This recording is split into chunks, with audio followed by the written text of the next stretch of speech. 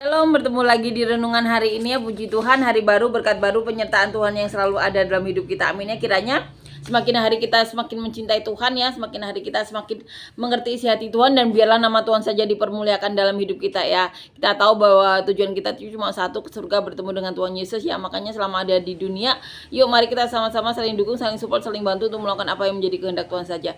Memang ya, manusia itu memang sementara ya. Apa yang mau dicari, kata manusia ya, apa yang mau dikejar, semuanya nanti sia-sia dan lain sebagainya. Tetapi dalam ajaran Kristen ya, kita diajarkan untuk melakukan apa yang menjadi kehendak Tuhan saja. Di dalam kehendak Tuhan itu ada kewajiban untuk menggandakan talenta, menggunakan talenta kita semaksimal kita ya. Amin ya. Itu yang dikehendaki Tuhan. Jadi mari kita sama-sama melakukan apa yang menjadi kehendak Tuhan saja, yang sama-sama mencintai Tuhan Yesus. Agar apa? Agar apa yang dikatakan Tuhan Yesus itu terjadi. Kalau itu terjadi kan berarti kehendak Tuhan Yesus yang terjadi ya. Kalau kehendak Tuhan yang terjadi, maka berkat-berkat yang akan didapatkan dunia. Ya, apa itu berkat? Ya, salah satunya kedamaian, sukacita, rukun, ya, semuanya saling membantu. Tidak ada gosip, ya. Karena mereka sibuk memuji Tuhan. Ya, karena nanti kita akan sibuk untuk menggandakan talenta. Karena kita akan sibuk menyukakan hati Tuhan. Ya. Hal-hal negatif tidak akan sempat dilakukan. Kenapa? Karena kita sibuk untuk menyukakan hati Tuhan, menggandakan talenta. Memang manusia itu hanya sementara, tetapi kalau kita melakukan kehendak Tuhan, dampaknya itu akan selamanya. Ya, jadi pilihan bebas manusia. Sementara ada di dunia itu akan menjadi apa? Apakah menjadi dampak positif atau menjadi dampak yang buruk? Ya. Tetapi sekali lagi ya, kita di dunia itu tidak bisa saling menghakimi ya, tapi saling dukung, saling support, saling bantu. Ya. Untuk menyukakan hati Tuhan, untuk menyenangkan hati Tuhan, untuk mempermuliakan hati Tuhan, ya, amin ya. Mari selama kita hidup di dunia yang hanya sementara ini ya, dampaknya itu akan selamanya, ya. Selamanya bagi siapa? Kalau kita punya anak, dampak kita itu akan selamanya bagi anak kita, ya. Kalau kita punya kelompok, itu dampaknya akan selamanya, baik berkat ataupun sebaliknya. Jadi itu pilihan bebas ya. Tetapi saat kita mau mencapai apa yang maksimal di mata Tuhan, kita harus melakukan apa yang di depan mata saat ini. Kalau kamu menjadi murid, jadilah murid yang baik ya. Saat menjadi karyawan, jadilah karyawan yang baik. Saat ini Anda itu sebagai apa? Ya, lakukan itu. Saya dulu juga pernah menjadi murid ya. Merasa kok saya tidak bisa maksimal ya.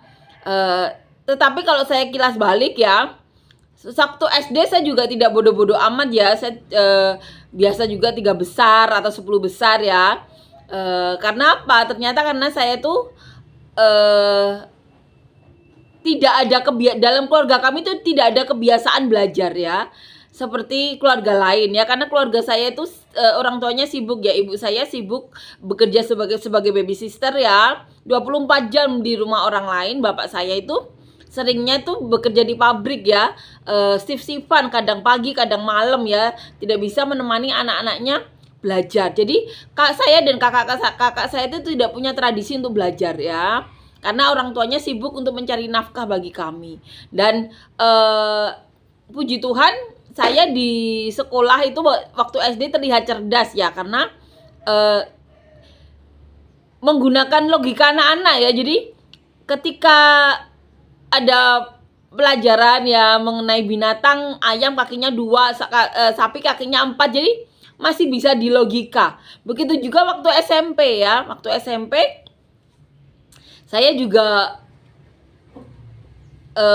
walaupun SMP-nya saya masuk di SMP yang biasa ya, karena waktu itu saya ditawari temen ada SMP yang biayanya murah, saya masuk di situ. Nah, di situ saya juga menggunakan logika ya, karena pelajarannya tuh hafalan tapi tidak begitu banyak ya. Kebanyakan masih bisa digunakan logika. Jadi masih bisa 3 besar ya, 10 besar. Nah, waktu di semea ya yang hafalan itu saya karena tidak punya tradisi atau kebiasaan hafalan, akhirnya saya menjadi murid yang biasa. Tetapi saat di dunia kerja ya, baru ya kelihatan ya potensi kita ya. Jadi kita bisa menggunakan potensi kita secara maksimal saat di dunia kerja. Itu saya ya. Jadi saya bisa bekerja ya, bahkan kalaupun tidak diajari saya bisa menggunakan logika saya ya untuk mempelajari ya. Jadi bisa ya, walaupun dimarahi atau apapun saya biasa ngerjain sendiri ya. Jadi saya bisa mempelajari sesuatu ya, karena kebiasaan SD, SMP itu menggunakan logika ya. Dan jadi waktu saya bekerja saya bisa diandalkan ya, karena saya biasa bekerja sendiri maupun berkelompok ya. Saya waktu berkelompok pun juga saya bisa bekerja sama dengan siapapun ya. Jadi saya terbiasa bekerja dengan siapapun ya, mau atasan sampai bawahan ya. Jadi saya bisa bekerja sama di level manapun ya waktu itu. Nah, tetapi waktu di sekolah tidak maksimal. Karena kenapa? Karena tidak ada budaya belajar ya. Baik saya dan kakak saya ya. Saya dan kakak saya itu tidak akademiknya tidak menonjol ya. Ya karena tidak ada budaya belajar ya. Apakah saya menyesal? Ternyata tidak ya. Karena memang itu sudah menjadi masa lalu ya, tidak perlu disesali ya. Karena memang ada sisi buruk tapi ada sisi baiknya juga ya.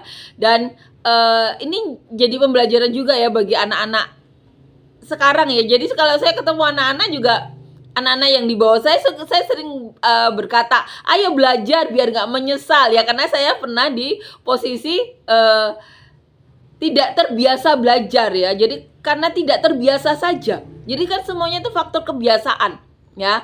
Kita mau jadi apa itu faktor kebiasaan kita ya. Tapi puji Tuhan ketika saya di saat bekerja tuh saya terbiasa untuk menyelesaikan pekerjaan saya ya, dengan tidak menyusahkan orang lain ya. Jadi juga terbiasa bekerja sama baik individu maupun secara berkelompok ya. Jadi ketika saya bekerja sama dengan level manapun saya tidak pernah mendapat masalah yang berarti ya, kecuali kalau orang itu memang ada masalah ya. Jadi tidak pernah ada masalah ya, puji Tuhan. Jadi buat anak-anak ya, ketika saat ini akademik Anda terlihat tidak baik, jangan khawatir ya. Ketika di dunia kerja yang dibutuhkan itu apa? Tepos liro ya, mengerti keadaan orang lain, selesaikan kerjaan Anda untuk bisa mempermudah orang lain, jangan menjadi orang sulit ya, tapi perlancar atau permudah pekerjaan orang lain untuk menyelesaikan ya, seperti itu ya, seperti yang diajarkan Tuhan. Jadi jangan khawatir ya adik-adik yang saat ini merasa sepertinya kok akademiknya tidak baik. Jangan khawatir ya, asal Anda melakukan apa yang menjadi kehendak Tuhan ya, Anda akan bisa berada di posisi di mana Anda bisa menjadi garam dan terang dunia ya. Saya juga, contohnya saya, walaupun akademik saya tidak bagus ya waktu semea ya, walaupun di SD SMP bagus lah ya, walaupun tidak nomor 1, tapi walaupun itu karena tidak belajar. Jadi walaupun 3 besar itu posisinya tidak belajar ya, 3 besar atau 5 besar atau 10 besar posisinya itu SD SMP itu tidak pernah belajar. Jadi hanya menggunakan logika saja. Dan kalau ketika SMA ya, saya sekolah di semea ya, semea kan semuanya kebanyakan hafalan. Udah deh, waktu itu pelajaran saya tidak bagus ya, karena itu tadi budaya belajar. Jadi ya nanti kalau saya punya anak gimana ya, saya akan berikan budaya yang sesuai dengan tingkatan dia. Kalau belajar dia harus belajar, jangan seperti saya ya. Karena kalau andai kata saya belajar pasti ya bisa dipakai lebih lagi ya, Tuhan mempercayakan lebih lagi ya. Tapi memang itu pembelajaran ya, itu apa yang terjadi saya tentunya pembelajaran bagi anak-anak saya nanti atau generasi-generasi yang mau mendengarkan saya ya, bahwa belajar itu adalah budaya ya, budaya yang akan membentuk karakter Anda dalam belajar ya. Jadi siapapun itu bisa jadi nomor 1 dalam pelajaran. Siapapun bisa menjadi ranking 1. Tapi ya itu harus mempunyai budaya belajar. Siapapun bisa menjadi apapun. Ya. Tetapi harus punya budaya yang sesuai dengan yang diinginkan. Kalau mau jadi ranking 1 ya belajar. Ciptakan belajar itu. Ya. Amin ya. Jangan khawatir apapun ya, asalkan Anda punya karakter Tuhan Yesus ya, Anda mencintai Tuhan Yesus dan melakukan kehendaknya, di mana kehendaknya itu salah satunya menggandakan talenta. Anda akan pasti bisa ya menjadi terang dan garam dimanapun Anda berada, profesi apapun ya. Amin ya. Tetapi sekali lagi agar tidak menyesal ya saat berada di tingkat bangku sekolah, yuk gandakan talenta ya. Jangan tiru budaya saya ya, yang saat itu tidak belajar ya karena tidak mengerti ya, karena memang orang tuanya sibuk bekerja mencari uang ya. Jadi kalau ada orang anak-anak yang miskin dikatakan bodoh itu karena tidak ada budaya belajar saja ya. Tidak ada orang yang bodoh. Semua bisa jadi ranking 1 ya. Semua bisa jadi yang terbaik asalkan budayanya dirubah. Jadi untuk adik-adik nggak usah khawatir ya. Jangan tiru ya, jangan tiru orang tua kita ya yang tidak bisa belajar karena mencari uang ya.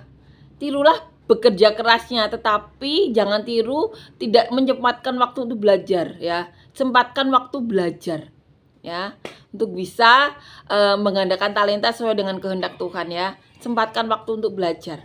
Amin ya. Puji Tuhan, amin. Dan kiranya nama Tuhan saja dipermuliakan dalam hidup kita semuanya ya. Kita bisa menjadi apapun asalkan bersama Tuhan Yesus ya.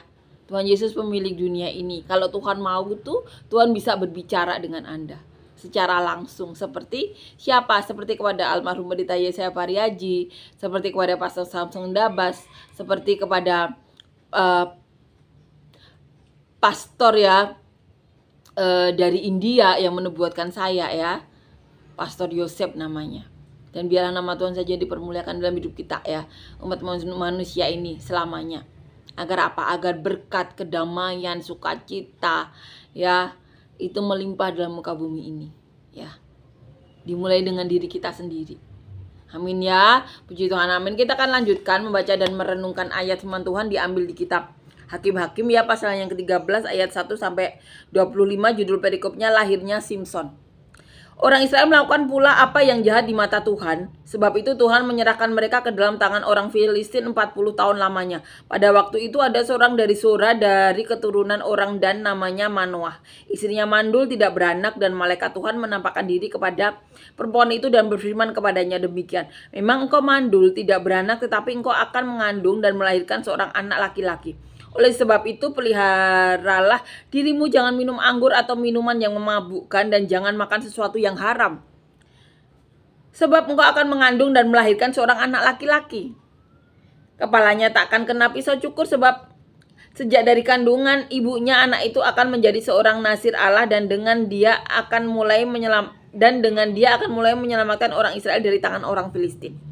Kemudian perempuan itu datang kepada suaminya dan berkata, telah datang kepadaku seorang abdi Allah yang rupanya sebagai rupa malaikat Allah, amat menakutkan.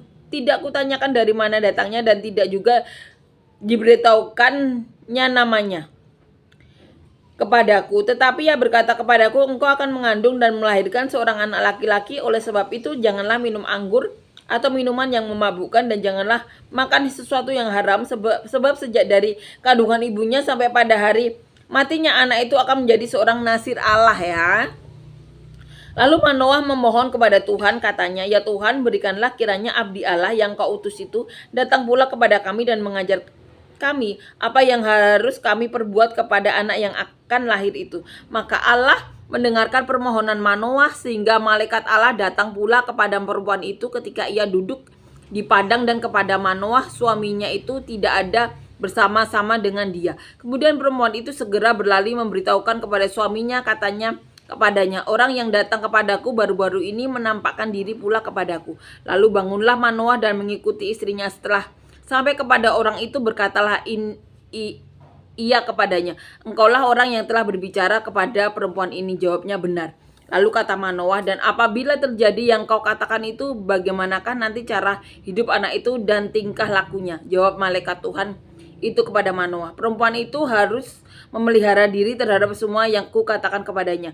Janganlah ia makan sesuatu yang berasal dari pohon anggur atau minuman yang memabukkan tidak boleh diminumnya, dan sesuatu yang haram tidak boleh dimakannya. Ia harus berpegang kepada segala yang kuperintahkan kepadanya." Kata Manoah kepada malaikat Tuhan itu, "Perkenankanlah kami menahan engkau di sini supaya kami mengolah anak kambing bagimu." Tetapi jawab malaikat Tuhan itu kepada Manoah, "Sekalipun engkau menahan aku di sini, hidanganmu itu tidak akan kumakan. Tetapi jika engkau menolak mengolahnya menjadi korban bakaran, persembahkanlah itu kepada Tuhan." Sebab Manoah tidak mengetahui bahwa dia itu malaikat Tuhan. Kemudian berkatalah Manoah kepada malaikat Tuhan itu, "Siapakah namamu? Sebab apabila terjadi yang kau katakan itu, maka kami hendak memuliakan engkau." Tetapi jawab malaikat Tuhan itu kepadanya, "Mengapa engkau juga menanyakan namaku? Bukankah nama itu ajaib?" Sesudah itu Manoah mengambil seekor anak kambing dan korban sajian, lalu mempersembahkan kepada Tuhan di atas batu. Lalu diperbuatnya keajaiban sementara Manoah dan istrinya memandanginya. Sedang nyala api itu naik ke langit dan dari mezbah. Maka naiklah malaikat Tuhan dalam nyala api mezbah itu. Ketika Manoah dan istrinya melihat hal ini, sujudlah mereka dengan mukanya sampai ke tanah. Sejak itu malaikat Tuhan tidak lagi menampakkan diri kepada Manoah dan istrinya. Maka taulah Manoah bahwa dia itu malaikat Tuhan. Berkatalah Manoah kepada istrinya, "Kita pasti mati sebab kita telah melihat Allah." Tetapi jawab istrinya kepadanya, "Seandainya Tuhan hendak membunuh kita, maka tidaklah ia menerima korban bakaran dan korban sajian dari tangan kita, dan tidaklah ia memperlihatkan semuanya itu kepada kita, dan tidaklah ia mendengarkan hal-hal yang sedemikian kepada kita pada waktu sekarang ini."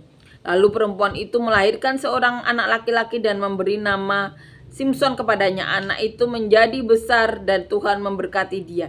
Mulailah hatinya digerakkan oleh roh Tuhan di Mahane dan yang terletak di antara Zora dan Esitaol. Jadi di ini perikop ini menceritakan lahirnya Simson ya. Kita akan renungkan ya. Kisah Simson sering kita baca ya, dimana nanti Simson akan jatuh ya oleh Delila ya, dan kemudian di akhir hidupnya dia akan membunuh lebih banyak daripada ketika dia masih hidup ya. Dan kita akan renungkan ya, ayat demi ayat dikatakan, "Orang Israel melakukan pula apa yang jahat di mata Tuhan. Sebab itu Tuhan menyerahkan mereka ke dalam tangan orang Filistin 40 tahun lamanya." Jadi lagi ya, ketika para hakim-hakim atau orang utusan Tuhan yang dibangkitkan itu meninggal ya, kemudian mereka lupa ajaran Tuhan ya. Ketika mereka menikah dengan bangsa lain, kemudian menyembah ilah lain tersebut, ada yang menyembah, pasti tidak semuanya. Maka Tuhan pasti marah ya ketika mereka menyembah ilah lain. Pada waktu itu ada seorang dari Zora, dari keturunan orang Dan, namanya Manoah, istrinya mandul tidak beranak ya. Jadi ada saat itu ya, ketika 40 tahun itu Tuhan menyerahkan kepada orang Filistin, ada namanya Manoah ya, keturunan Dan, punya istri yang mandul ya, dikatakan seperti itu. Dan malaikat Tuhan menampakkan diri kepada perempuan itu dan berfirman kepadanya, "Demikian memang engkau mandul tidak beranak, tetapi engkau akan mengandung dan melahirkan seorang anak laki-laki." Jadi istri Manoah ini yang dikatakan di Alkitab mandul ini ditemui oleh malaikat Tuhan. Dan malaikat Tuhan mengatakan bahwa walaupun kamu mandul, tetapi kamu akan melahirkan seorang anak laki-laki. Itu yang dikatakan ya. "Oleh sebab itu peliharalah dirimu, jangan minum anggur atau minuman yang memabukkan, dan jangan makan sesuatu yang haram." Dan Tuhan mengatakan ya, malaikat Tuhan mengatakan ya, jangan minum anggur ya, jangan makan yang haram. Itu yang dikatakan ya. Sebab engkau akan mengandung dan melahirkan seorang anak laki-laki, kepalanya tak akan kena pisau cukur, sebab sejak dari kandungan ibunya anak itu akan menjadi seorang nazir Allah, dan dengan dia akan mulai menyelamatkan orang Israel dari tangan orang Filistin. Ya, malaikat Tuhan ini mengatakan ya bahwa anak dari Manoah ini dan istrinya yang mandul ini akan menjadi nazir Allah ya, dan akan mulai penyelamatan orang Israel dari tangan orang Filistin. Itu sudah dikatakan ya oleh malaikat Allah ini. Kemudian perempuan itu datang kepada suaminya dan berkata, telah datang kepadaku seorang abdi Allah yang rupanya seperti rupa malaikat Allah. Amat menakutkan, tidak kutanyakan dari mana datangnya dan tidak juga diberitahukannya namanya kepadaku. Ya, jadi ketika ditemui malaikat Allah ini ya, setelah mendengar semuanya ya, setelah selesai malaikat Tuhan mengatakan apa yang perlu dikatakan, istri Manoah ini lari menemui suaminya dan mengatakan semua apa yang didengarnya ya. Tetapi ia berkata kepadaku, engkau akan mengandung dan melahirkan seorang anak laki-laki. Oleh sebab itu janganlah minum anggur atau minuman yang memabukkan, dan janganlah makan sesuatu yang haram. Sebab sejak dari kandungan ibunya sampai pada hari matinya anak itu akan menjadi seorang nazir Allah. Itu yang dikatakan ya. Jadi apa yang didengar dikatakan oleh istri Manoah ya kepada Manoah. Lalu Manoah memohon kepada Tuhan, katanya, ya Tuhan, berilah kiranya abdi Allah yang kau utus itu datang pula kepada kami dan mengajar kami apa yang harus kami perbuat kepada anak yang akan lahir itu. Jadi ketika Manoah mendengar apa yang dikatakan istrinya ya, Manoah kemudian memohon Tuhan ya. Untuk apa? Untuk mengajari lagi apa yang harus dia lakukan beserta istrinya ya. Maka Allah mendengarkan permohonan Manoah, sehingga malaikat Allah datang pula kepada perempuan itu ketika ia duduk di padang, dan ketika Manoah suaminya itu tidak ada bersama-sama dengan dia. Kemudian perempuan itu segera berlari memberitahukan kepada suaminya, katanya kepadanya, orang yang datang kepadaku baru-baru ini menampakkan diri pula kepadaku. Lalu bangunlah Manoah dan mengikuti istrinya. Setelah sampai kepada orang itu, berkatalah ia kepadanya, engkaukah orang yang telah berbicara kepada perempuan ini? Jawabnya, benar. Jadi ketika istrinya ditemui lagi oleh malaikat Tuhan ini ya, istrinya itu sudah lari kepada Manoah untuk menceritakan bahwa malaikat ini menemui dia lagi. Kemudian Manoah menemui malaikat ini ya, dan ini yang menjadi perbincangan atau percakapan mereka ya. Lalu kata Manoah, dan apabila ternyata terjadi yang kau katakan itu, bagaimanakah nanti cara hidup anak itu dan tingkah lakunya ya. Jadi Manoah mengatakan gimana cara hidupnya, tingkah lakunya. Jawab malaikatnya Tuhan itu kepada Manoah, perempuan itu harus memelihara diri terhadap semua yang kukatakan kepadanya. Janganlah ia makan sesuatu yang berasal dari pohon anggur atau minuman yang memabukkan tidak boleh diminumnya, dan sesuatu yang haram tidak boleh dimakannya. Ia harus berpegang pada segala yang kuperintahkan kepadanya. Jadi istri Manoah diperintahkan oleh malaikat Tuhan tidak boleh minum minuman yang memabukkan, dan tidak boleh makan makanan yang haram ya. Itu yang dikatakan. Kata Manoah kepada malaikat Tuhan itu, perkenankanlah kami menahan engkau di sini supaya kami mengolah anak kambing bagimu. Ya, jadi Manoah meminta kepada malaikat Tuhan ini untuk menerima persembahan ya, mau masakin kambing ya. Di sini katakan anak kambing bagimu. Tetapi jawab malaikat Tuhan itu kepada Manoah, sekalipun engkau menahan aku di sini, hidanganmu tidak akan kumakan. Tetapi jika engkau hendak mengolahnya menjadi korban bakaran, persembahkanlah itu kepada Tuhan, sebab Manoah tidak mengetahui bahwa dia itu malaikat Tuhan. Jadi malaikat itu mengatakan seperti itu, kalau kamu mengolah bagiku tidak akan kumakan, tapi persembahkanlah itu kepada Tuhan ya. Jadi saat itu Manoah tidak tahu bahwa itu malaikat Tuhan ya.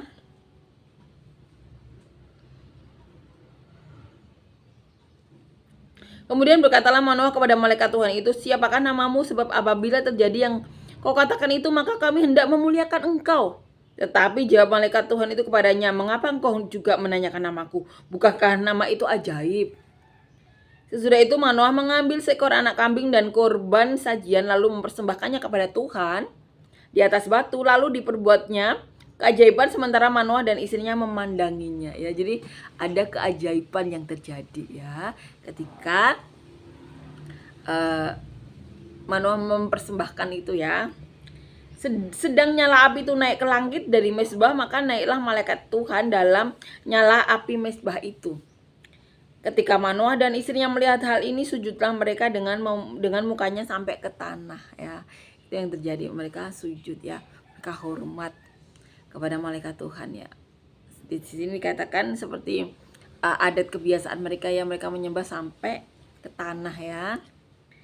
Sejak itu malaikat Tuhan tidak lagi menampakkan diri kepada Manoah dan istrinya, maka taulah Manoah bahwa dia itu malaikat Tuhan, ya. Berkatalah Manoah kepada istrinya, kita pasti mati sebab kita telah melihat Allah. Tetapi jawab istrinya kepadanya, seandainya Tuhan hendak membunuh kita, maka tidaklah ia menerima korban bakaran dan korban sajian dari tangan kita, dan tidaklah ia memperlihatkan semuanya itu kepada kita, dan tidaklah ia mendengarkan hal-hal yang demikian kepada kita pada waktu sekarang ini. Jadi ketika melihat keajaiban itu, Manoah jadi tahu, oh ini Allah, ya. Jadi terus kemudian Manoah bilang, wah kita pasti mati, ya. Tapi istrinya memberikan masukan positif, ya. Tidak mungkin, ya, kalau apa namanya, kalau dia mau kita mati pasti tidak menerima korban bakaran itu, ya. Jadi ada kata-kata positif, ya, yang diberikan istri Manoah kepada Manoah. Lalu perempuan itu melahirkan seorang anak laki-laki dan memberi nama Simson kepadanya. Anak itu menjadi besar dan Tuhan memberkati dia. Jadi setelah kejadian itu kemudian istri Manoah melahirkan, ya, diberi nama Simson, dan dikatakan sini Tuhan memberkati dia, memberkati Simson, ya. Mulailah hatinya digerakkan oleh roh Tuhan di Mahane dan yang terletak di antara Sora dan Esitaol. Amin, ya. Puji Tuhan, amin, ya. Menyenangkan, ya, membaca sejarah mengenai Tuhan Yesus kita, ya. Ini kan orang-orang ini kan leluhurnya Tuhan Yesus, ya. Di sini diceritakan, ya, apa yang terjadi, ya, saat itu, dan tidak pernah membosankan. Simson kisahnya sering kita baca, ya. Tapi saat membaca kisah ini, ya, kita lebih tahu lagi, ya, mengenai apa yang dirasakan orang-orang yang dipilih Tuhan, ya. Ketika mereka salah satunya Manoah melihat Allah, ya, melihat malaikat Tuhan, Manoah bilang kita pasti mati, ya. Tetapi istri Manoah ngayem Manoah, kalau kita kalau Tuhan mau kita mati pasti tidak menerima korban bakaran, ya, dan lain sebagainya yang tadi, ya.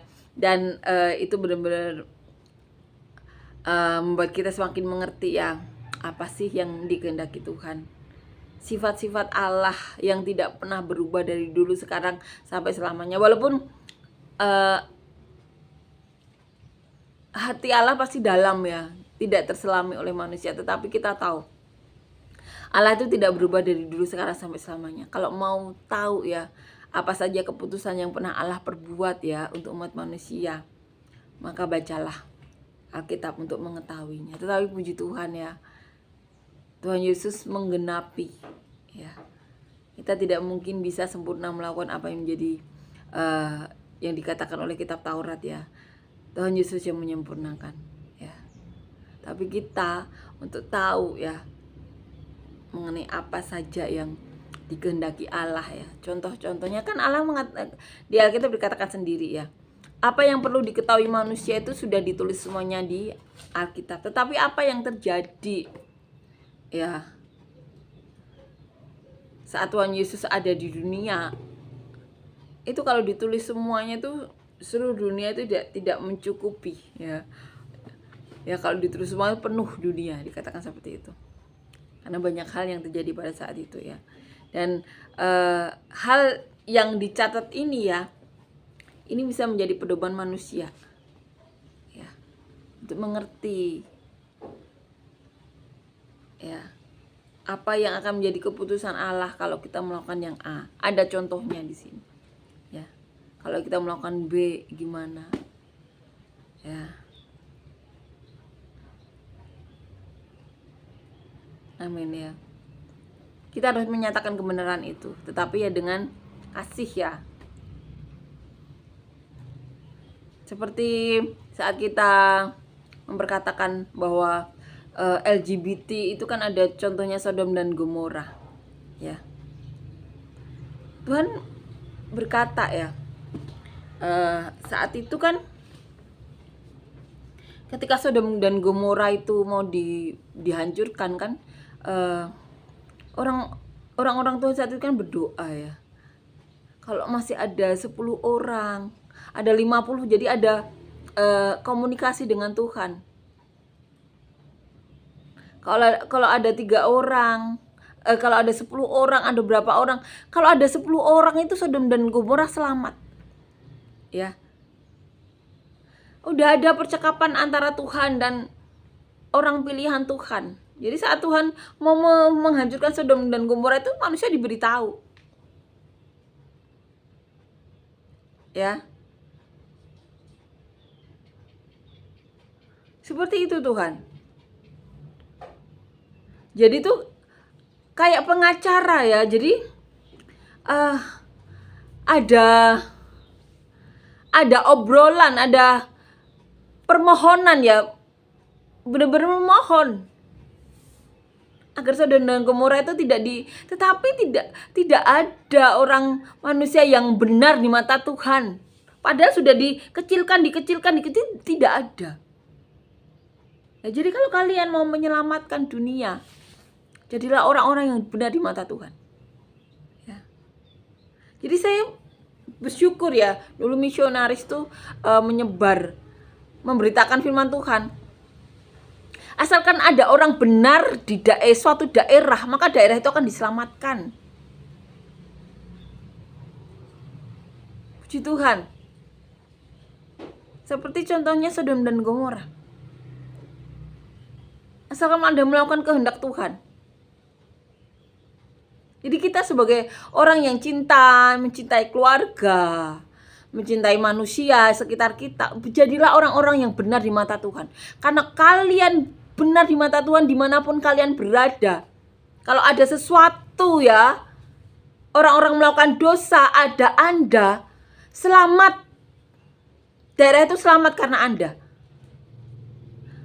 Makanya orang Kristen itu diminta Tuhan untuk menyebarkan sampai ke ujung dunia. Karena Allah itu seperti itu. Ada orang yang benar di matanya, selamat daerah itu. Sodom dan Gomora kalau waktu dihancurkan itu kan ada ini. Ya.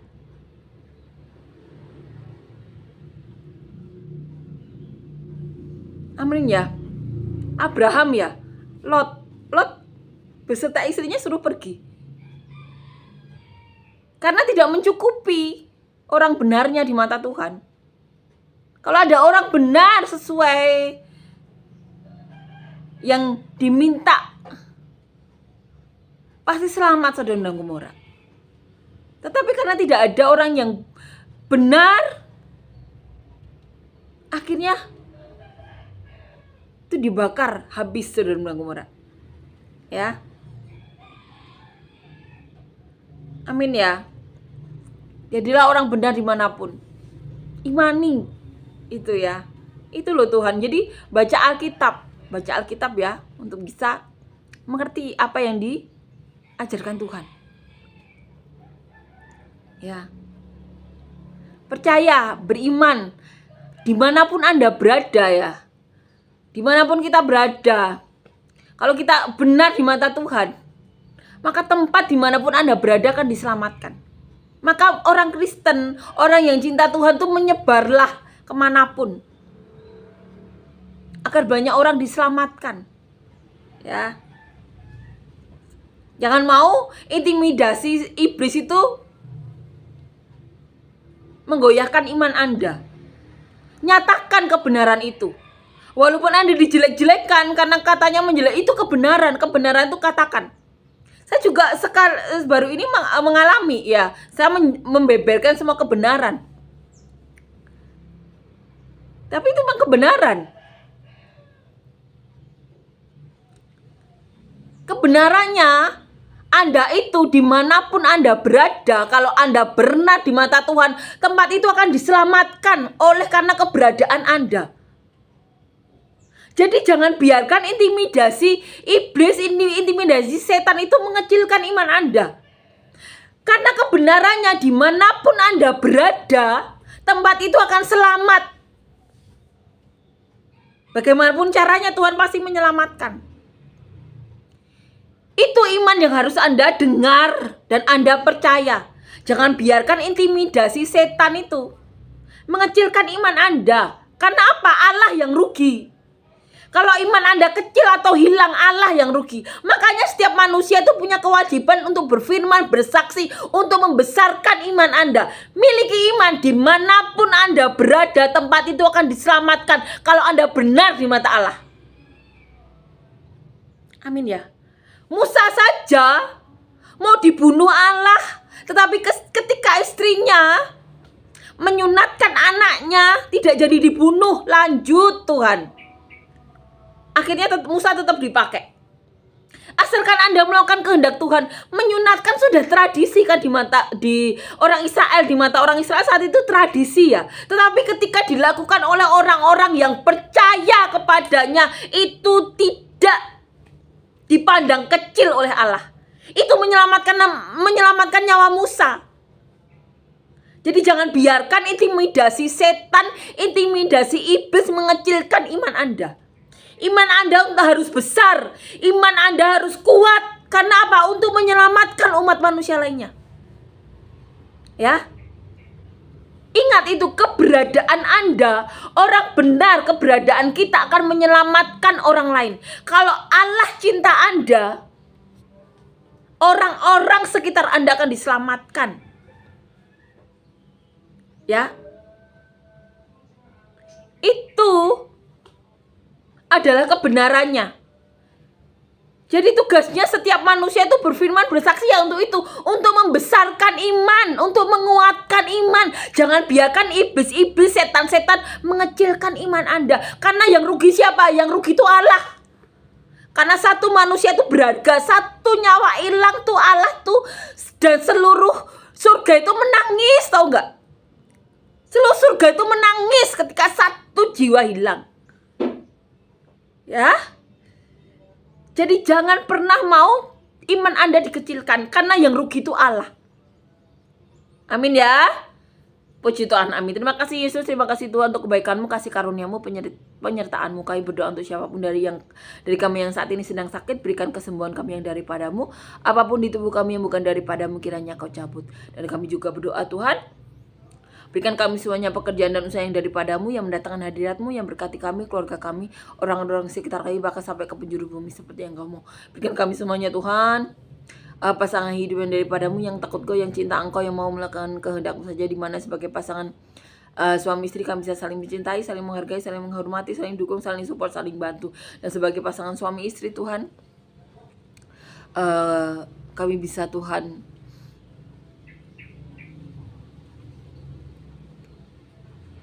saling menguatkan selalu Tuhan, sampai akhir hidup kami Tuhan. Kami saling menguatkan Tuhan. Kami bisa saling menopang Tuhan. Dan sebagai pasangan suami istri, biarlah perkataan-Mu dan nubuatan-Mu tinggal tetap dalam hidup kami, tinggal tetap dalam kehidupan anak cucu kami, bahkan sampai generasi mana Kau datang yang kedua kali. Dan sebagai pasangan suami istri Tuhan, bersama keluarga kecil kami dan keluarga besar kami bisa bekerja sama untuk menyenangkan-Mu, mempermuliakan-Mu, mengembalakan siapapun yang Kau titipkan dalam keluarga kami, menjadi salon berkat-Mu sampai kesudahannya, sampai ke penghujung bumi seperti yang Kau mau. Berikan kami semuanya Tuhan, anak cucu yang daripada-Mu, yang takut Kau, yang cinta Engkau. Dan apabila di antara kami ada sedang mengalami masalah, beban hidup, pergumulan hidup, tantangan hidup, berikan penyelesaian masalah daripada-Mu, jawaban-jawaban doa daripada-Mu, terobosan-terobosan masalah daripada-Mu, solusi-solusi masalah daripada-Mu. Dan biarlah nama-Mu saja dipermuliakan dalam hidup kami semuanya. Kiranya kasih karunia-Mu, penyertaan-Mu dan sejahtera-Mu, kebaikan-Mu melingkupi kami hari ini sampai selamanya. Dalam nama Tuhan Yesus, amin.